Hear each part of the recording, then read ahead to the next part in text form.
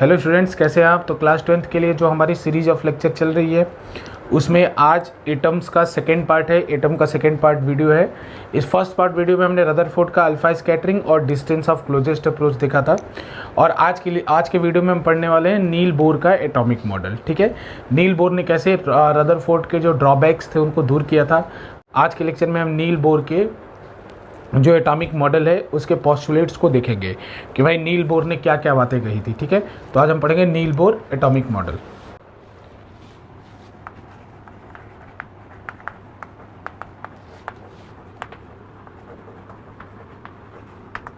ठीक है, नील बोर्स।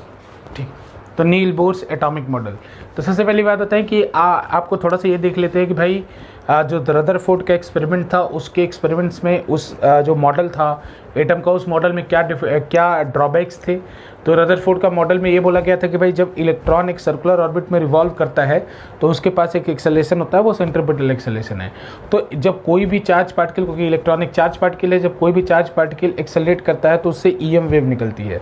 तो अगर ईएम वेव इलेक्ट्रॉन से निकलने लगी तो इलेक्ट्रॉन अपनी एनर्जी खो जाएगा और खोते जाएगा, और खोते खोते क्या होगा, लोअर ऑर्बिट्स में आता जाएगा और अल्टीमेटली न्यूक्लियस के अंदर गिर जाएगा।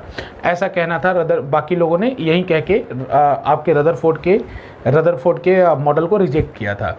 दूसरी बात, उसमें रदरफोर्ड के मॉडल में एक ये भी थे कि वो हाइड्रोजन स्पेक्ट्रम, यानी जो अलग अलग कलर की लाइट निकल रही थी या ईएम वेव निकल रही थी हाइड्रोजन एटम्स, हाइड्रोजन गैस के अंदर, वो उसको भी एक्सप्लेन नहीं कर पाए थे। ठीक है, तो चलिए देखते हैं कि उसी को नील बोर ने कैसे एक्सप्लेन किया था स्टूडेंट। तो नील बोर का जो सबसे पहला पोस्टुलेट्स था, उन्होंने ये बोला था कि electrons revolve around a fix orbit. ठीक है, देखिए एक बात, ये बात सबसे पहले किसने कही थी कि electron revolves around the nucleus in an orbit. किसने कही थी सबसे पहली बात? ये रदरफोर्ड ने कही थी। लेकिन electron revolve around a atom in an fix orbit, ये किसने कही थी? नील बोर ने कही थी। तो यानी इन्होंने बताया कि इलेक्ट्रॉन जो है ऐसे नहीं कि कोई भी रैंडम ऑर्बिट में घूम सकते हो, फिक्स ऑर्बिट में घूमते हैं। और उसी के बाद तो पहला पॉइंट इनका पहला पोस्टुलेट्स क्या होगा कि electron revolve around a nucleus in an fix orbit.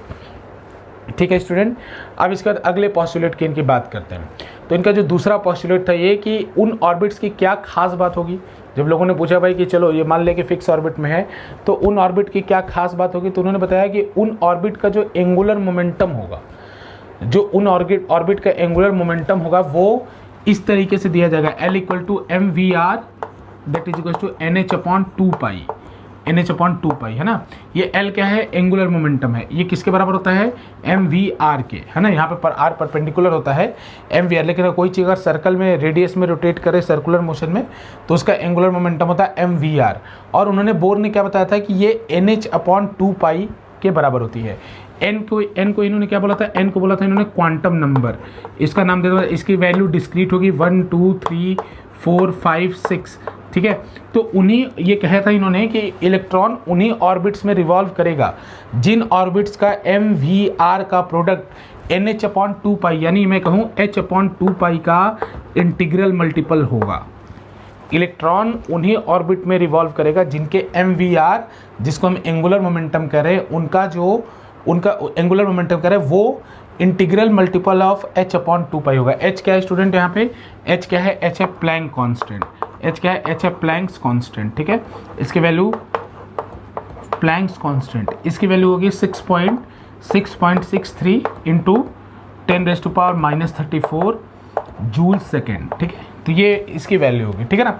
तो इन्होंने ये बताया था कि भाई इन्हीं ऑर्बिट्स में रिवॉल्व करेगा जहाँ पे जिनका कि एंगुलर मोमेंटम होगा इंटीग्रल मल्टीपल ऑफ h/2π होगा।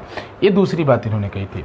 अच्छा, फिर इसके बाद फिक्स ऑर्बिट को डिफाइन कर दिया भाई कि फिक्स ऑर्बिट में रोटेट करेगा और उन ऑर्बिट की पहचान ये है कि वहाँ mvr का जो प्रोडक्ट होगा वो h/2π के बराबर होगा। ठीक, अब अगली बात पे चलते हैं, इनकी तीसरी बात, तीसरा पोस्टुलेट पे चलते हैं।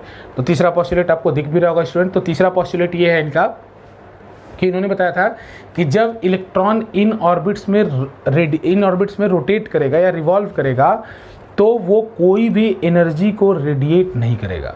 रदरफोर्ड का मॉडल यही तो था कि इलेक्ट्रॉन अगर सर्कुलर ऑर्बिट में रिवॉल्व करेगा, रदरफोर्ड का ड्रॉबैक, तो उसके अंदर से ईएम वेव निकलेगी। तो नील बोर ने यह कहा कि इलेक्ट्रॉन जब उन ऑर्बिट्स में रिवॉल्व करेगा जिन ऑर्बिट्स का एंगुलर मोमेंटम mvr = NH/2π है, तो कोई भी एनर्जी को रेडिएट नहीं करेगा। ये क्या बात हुई? उन ऑर्बिट्स में ऐसा क्या होगा कि एनर्जी रेडिएट नहीं होगी। तो स्टूडेंट आपने याद किया होगा एक वेव होती है उसका नाम है स्टैंडिंग वेव। तो नील बोर ने ये कहा था कि जब इलेक्ट्रॉन इन ऑर्बिट में रिवॉल्व करेगा जिनका एंगुलर मोमेंटम NH/2π होगी, तो उससे निकलने वाली जो EM वेव हो स्टैंडिंग वेव बनाएगी। यानी अगर स्टैंडिंग वेव बनाने के कारण वहाँ पे जो एनर्जी निकलने वाली है वो बिल्कुल नहीं निकलेगी, यानी उस ऑर्बिट से एनर्जी रेडिएट नहीं करेगी। उसी को फर्दर सॉल्व करते स्टूडेंट तो ये रिजल्ट निकल के आता है। स्टैंडिंग वेव के इक्वेशन को जब सॉल्व करते हैं तो ये रिजल्ट निकल के आता है, ठीक है ना। तो रदरफोर्ड ने ये बताया, नील बोर ने ये बताया कि जब इलेक्ट्रॉन उन ऑर्बिट्स में रिवॉल्व करता है जिनका एंगुलर मोमेंटम NH/2π है, तो वो कोई भी एनर्जी को रेडिएट नहीं करता है, और उन्होंने इसको प्रूफ भी किया था, ठीक है। नील बोर ने इसको प्रूफ भी किया, ठीक है। अब इसके बाद इससे रदरफोर्ड का जो ड्रॉबैक था वो दूर हुआ। रदरफोर्ड का ड्रॉबैक दूर हुआ। भाई रदरफोर्ड का ड्रॉबैक तो यही था ना कि भाई ये क्यों एनर्जी रेडिएट नहीं करे। तो इन्होंने बताया कि कुछ ऑर्बिट्स होते हैं जिनका कि ऑर्बिट का जो लेंथ है वो स्टैंडिंग वेव के वेवलेंथ के and integral multiple of standing wave का वेवलेंथ होता है, या सिंपल शब्दों में आप समझिए कि वो स्टैंडिंग वेव बनाता है, इसके कारण वो कोई भी एनर्जी रेडिएट नहीं करता है उन ऑर्बिट्स में, ठीक है। फिर इसके बाद नेक्स्ट पॉइंट कि भाई ये अलग अलग कलर की लाइट क्यों इमिट हो रही है। जब एनर्जाइज किया जा रहा है हाइड्रोजन पार्टिकल को, हाइड्रोजन गैस को, तो अलग अलग कलर की लाइट या अलग अलग लाइट्स क्यों निकल रही है, हाइड्रोजन स्पेक्ट्रम इसको कहते हैं, क्यों निकल रही है। तो उन्होंने बताया था नील बोर ने, तो मैं इसको मिटा रहा हूँ। देखिए स्टूडेंट, नील बोर ने बताया था कि भाई अलग अलग ऑर्बिट हैं। जैसे मान लीजिए कि ये न्यूक्लियस है, तो न्यूक्लियस के ऊपर अलग अलग ऑर्बिट है, और यही जो ऑर्बिट का नंबर है, जो ऑर्बिट का नंबर है उसी को इन्होंने n कहा था। कि जो n क्या था यहाँ पे, जो NH/2π में n क्या था, तो n क्या था, जैसे n = ये कौन सा है, इसको बोलते हैं ग्राउंड स्टेट। तो ग्राउंड स्टेट के लिए n की वैल्यू कितनी होगी, 1। ये इसको बोलते हैं n = 2 को बोलते हैं या सेकेंड ऑर्बिट कह सकते हैं, या कह सकते हैं फर्स्ट एक्साइटेड स्टेट। इसके लिए n की वैल्यू कितनी होगी, 2। n = 3 को आप क्या कह सकते हैं, थर्ड ऑर्बिट कह सकते हैं, या बोल सकते हैं कि सेकेंड एक्साइटेड स्टेट, ठीक है। तो नील बोर ने क्या का n का वैल्यू क्या था, यहाँ जो n है वो क्या है, यही ऑर्बिट का पहचान है कि पहला ऑर्बिट होगा तो उसके लिए n की वैल्यू 1 होगी, यानी उसके एंगुलर मोमेंटम की वैल्यू h/2π होगी, और दूसरा ऑर्बिट होगा तो उसके लिए 2h/2π होगी, ऐसे। अच्छा, अब मैं अपने पॉइंट पे आता हूँ। तो उन्होंने बोला कि हर पॉइंट का, हर ऑर्बिट का कुछ न कुछ अपना एनर्जी होता है। जैसे इस ऑर्बिट का भी अपना एनर्जी होगा, इस ऑर्बिट का भी अपना एनर्जी होगा, इसको हम निकालेंगे भी, एनर्जी का डिराइवेशन भी करेंगे हमारे सिलेबस में। अपने नेक्स्ट वीडियोस में हम इस एनर्जी का जो ऑर्बिट वाइज ऑर्बिट एनर्जी है, जैसे n = 1 की एनर्जी कितनी है पहले ऑर्बिट की, दूसरे ऑर्बिट की एनर्जी कितनी है, तीसरे ऑर्बिट की एनर्जी का, हम इसका डिराइवेशन भी करेंगे स्टूडेंट अपने नेक्स्ट लेक्चर्स में, ठीक है। तो इसमें हम क्या करेंगे भाई, इन्होंने बताया कि जब इलेक्ट्रॉन कोई भी हायर ऑर्बिट से लोअर ऑर्बिट पे आता है, इलेक्ट्रॉन जब कोई भी हायर ऑर्बिट से लोअर ऑर्बिट पे आता है, तो वो अपने अंदर से एक रेडिएशन इमिट करता है, अपने अंदर से एक रेडिएशन इमिट करता है। क्यों स्टूडेंट, क्योंकि देखिए ये ऊपर वाली जो ऑर्बिट होती है ना, उसकी एनर्जी ज़्यादा होती है, नीचे वाली ऑर्बिट की एनर्जी कम होती है। कैसे, अभी हम नेक्स्ट क्लास में जब इसका डेरिवेशन करेंगे तो आपको पता चल जाएगा कैसे। तो जब इलेक्ट्रॉन ऊपर से नीचे आता है तो एक रेडिएशन निकलता है, और रेडिएशन किसके बराबर होता है, जैसे इलेक्ट्रॉन यहाँ था नीचे वाले ऑर्बिट में है, तो रेडिएशन किसके बराबर होगा, तो En+1 से अगर -En में, मतलब इन दोनों का जो एनर्जी डिफरेंस होगा उसके बराबर का एक फोटोन रिलीज होगा, ठीक है। एक फोटोन रिलीज होगा, और उस फोटोन की जो एनर्जी होगी इन दोनों के एनर्जी डिफरेंस के बराबर होगी, इन दोनों के एनर्जी डिफरेंस के बराबर होगी। तो उसको भी नील बोर ने एक्सप्लेन किया कि भाई ये जो स्पेक्ट्रम आपको दिख रहा है because of excitation and D excitation of electron के कारण है। एक्साइटेशन में इलेक्ट्रॉन हायर स्टेट में जाता है, और डी एक्साइट जब होता है तो उसके अंदर से certain colour of radiation, certain radiation निकलते हैं, जिनका फॉर्मूला En+1 -En से दिया जा सकता है। मतलब जैसे 2 से 1 आएगा तो यहाँ n की वैल्यू कितनी पड़ेगी, 2 से 1 आ रहा तो n की वैल्यू 1 पड़ेगी, यानी 2 से जब 1 आए तो E2 - E1, 2 से 3 से 2 आए तो E3 - E2, इस तरीके से उन्होंने बताया था, ठीक है ना। तो ये नील बोर का मॉडल था, ठीक है। और उसमें इन्होंने एक बात और बताई कि अगर इलेक्ट्रॉन यहाँ से यहाँ जंप होगा तो ये तभी जंप होगा जब इसको इतनी एनर्जी दी जाएगी जो इन दोनों के एनर्जी डिफरेंस के बराबर है।